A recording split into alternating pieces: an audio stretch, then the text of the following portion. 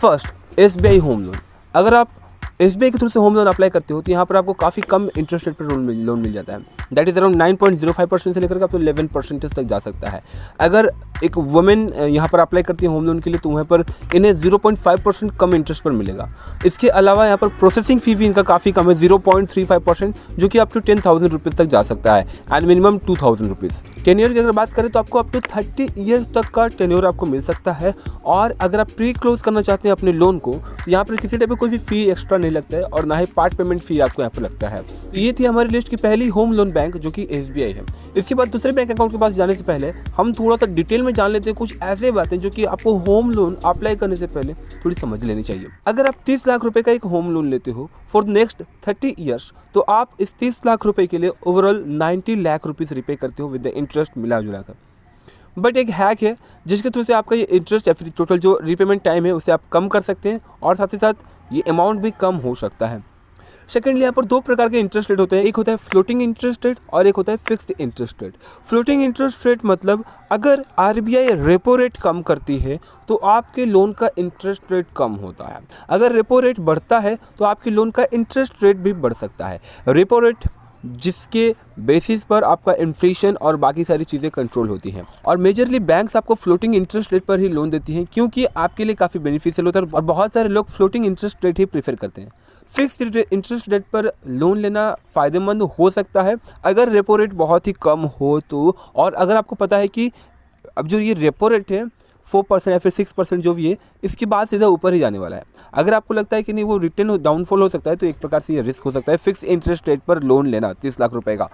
इसके अलावा शुरुआती तौर पर लेट गेस कि अगर आप 30 साल का अपना टेन्योर का एक लोन लेते हो तो पहले 15 साल तक ना आपके लोन का आप जब ईएमआई पे करते हो तो आपके ईएमआई का ज़्यादातर हिस्सा आपके लोन की इंटरेस्ट पेमेंट पर जाता है एंड धीरे धीरे लेट गेस अगर आप 15 साल तक भरते हो तो उसके बाद जो है आपका ज़्यादातर हिस्सा फिर वो आपके प्रिंसिपल अमाउंट में डिडक्ट होने लगता है और ये ओवरऑल ऐसे ही चार्ट काम करता है।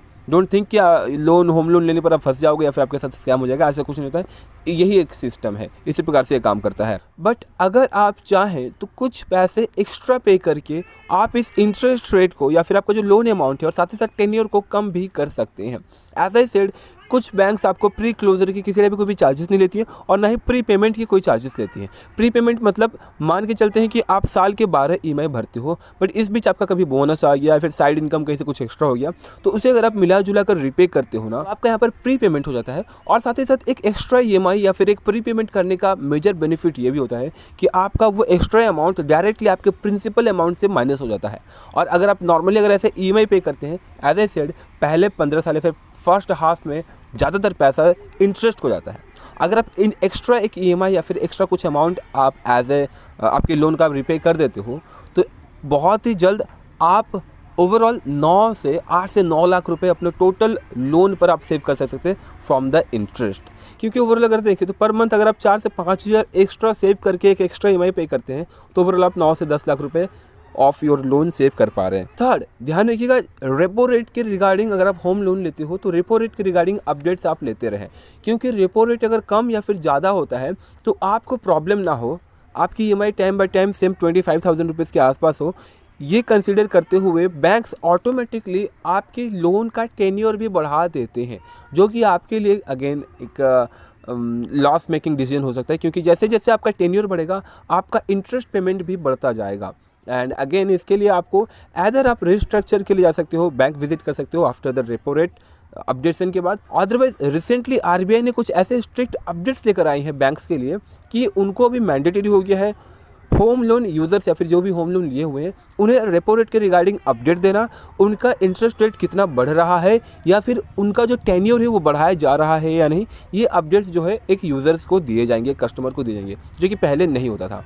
तो गुड न्यूज़ है आपके लिए, इन फ्यूचर अगर आप लोन अप्लाई करते हो तो आपको ये सारी डिटेल्स मिल जाएंगी। इसके अलावा अगर आप आईटीआर फाइल करते हैं तो आप अपने होम लोन के ईएमआई को ना अपने आईटीआर में इंट्रोड्यूस कर सकते हैं जिससे आपको टैक्स डिडक्शन मिल जाएगा। आपके प्रिंसिपल अमाउंट जो आपका प्रिंसिपल अमाउंट होता है वो आपके टैक्स डिडक्शन से हो जाएगा एंड इसके अलावा जो आपका इंटरेस्ट होता है जो आप रिपे कर रहे हो, जैसे आप ईएमआई पे करते हो ना तो 2 फ्रैक्शन में जाता है एज ए सेड, तो आपका जो इंटरेस्ट होता है ऑफ योर लोन वो आप क्लेम कर पाते हो ITR फाइल करने के बाद या फिर फाइल करते समय।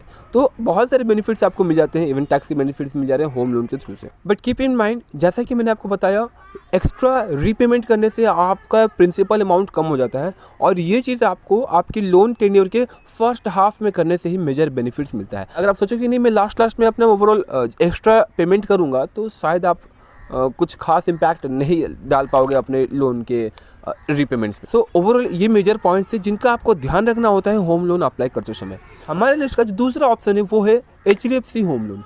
HDFC home loan one of the best option हो सकता है for the fast approval. With in 2 से 7 दिन के अंदर जो है आपको यहाँ पर अप्रूवल मिल जाता है। सेकेंडली, इनका इंटरेस्ट रेट 8.5% से लेकर 9.10% के आसपास है। ओवरऑल ये रेपो रेट के ऊपर 2.5% से लेकर के 3.1% एक्स्ट्रा लेते हैं। दैट मीन्स कि अगर RBI का रेपो रेट 6% होता है तो यहाँ पर आपको 8.5% के आसपास जो है आपको यहाँ पर ये होम लोन दे देंगी। अगर RBI का रेपो रेट बढ़ता है 7%, 8% होता है, जो कि ना हो तो अच्छा है, तो आपका इंटरेस्ट ऑफ योर लोन यहाँ पर बढ़ जाता है। और ये तभी इम्पैक्ट करता है जब आप फ्लोटिंग इंटरेस्ट रेट पर लोन लेते हो। अगेन फ़ायदा फ्लोटिंग इंटरेस्ट रेट का ये भी है कि अगर रेपो रेट गिरता है तो आपका लोन का इंटरेस्ट रेट भी जो है कम हो जाता है। इनकी अगर प्रोसेसिंग फीस की बात करें तो 0.50% है एंड मिनिमम 3000 रुपीज़ रहेगा प्रोसेसिंग फीस। इसके बाद यहाँ पर एक नेगेटिव पॉइंट ये है कि आपको यहाँ पर प्री क्लोजिंग चार्जेस देना पड़ता है, which could be 2% of your existing loan. अगर आप प्री क्लोज करना चाहते हैं तो प्री पेमेंट के चार्जेस के बारे में कुछ भी क्लियरली यहाँ पर हाईलाइट नहीं किया गया है। अगर यहाँ भी आपको अप टू 30 ईयर्स तक का टेन्योर मिल रहा है। लोन अमाउंट की बात करें तो आपको अप टू यहाँ पर 15 to 20 करोड़ रुपीज़ तक का आपको यहाँ पर लोन मिल सकता है HDFC बैंक के थ्रू से। हमारे लिस्ट का जो तीसरा ऑप्शन है that is LIC housing loan. LIC housing loan के थ्रू से आपको 8.5% के ऑनवर्ड्स का इंटरेस्ट रेट लग जाता है आपकी लोन पर। LIC हाउसिंग के थ्रू से मिनिमम 1 लाख रुपए से लेकर के आपको अप टू 15 करोड़ रुपीस तक का यहाँ पर ये लोन आपको दे सकती है। प्रोसेसिंग फीस की बात करें तो 0% भी हो सकता है और max to max 0.5% of your loan amount ये एज ए प्रोसेसिंग फी ले सकते हैं। इसके अलावा किसी टाइप का कोई भी प्री क्लोजिंग चार्जेस नहीं है और ना ही प्री पेमेंट चार्जेस है। सो ओवरऑल अगर देखें तो ये LIC housing one of the best option हो सकता है आपके होम लोन के लिए, क्योंकि यहाँ पर इंटरेस्ट रेट भी कम है, प्री क्लोजिंग चार्जेस भी ना के बराबर मिल रहा है एंड प्रोसेसिंग फ़ी की बात करें तो मैटर करता है कि आपका स्कोर कितना अच्छा है, शायद प्रोसेसिंग फ़ी ये कम्प्लीटली माफ़ भी कर सकते हैं। इसके अलावा आपको यहाँ पर विद इन 30 डेज अप्रूवल मिल सकता है, दैट मीन्स कि आपको लोन अप्रूव हो सकता है। और ये सारे के सारे बैंक्स आपको, अगर आप सेल्फ एम्प्लॉयड या फिर सैलरीड हैं तो इजीली आपको यहाँ पर लोन मिल सकता है, बट जो क्राइटेरिया है वो आपको कम्प्लीटली फुलफिल करना होगा।